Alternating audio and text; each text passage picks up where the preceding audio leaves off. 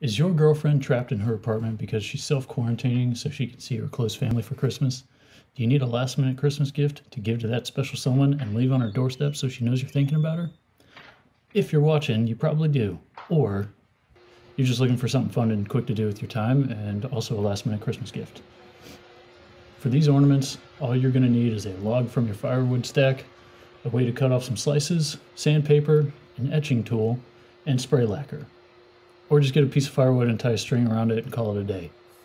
So I took my advice and pulled a big log out of my firewood stack and cut a chunk off of that. I then ran that through the bandsaw, slicing off pieces about 1/4 inch thick. Next, I pulled out the orbital sander to get rid of some of those bandsaw marks.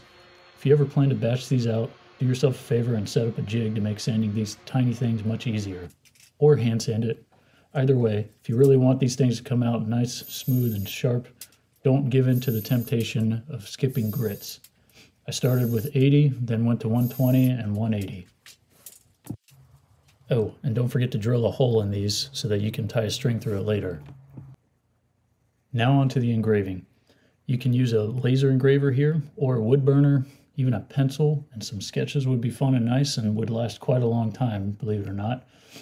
Anything to help personalize it. I've got a link to this image that I'm using in the description if you'd like to use it. I'm also using a LaserPecker to engrave this. It's a very tiny, relatively cheap laser that I've put a couple hundred hours of use into so far, and it's done very nice for me. On my website, I have a full review on this nifty tool, as well as a link of where to find it. Once these are all engraved, it's time for the finish. Spray lacquer makes quick work of all of this. It dries super fast, and there's no sanding required between each and every coat.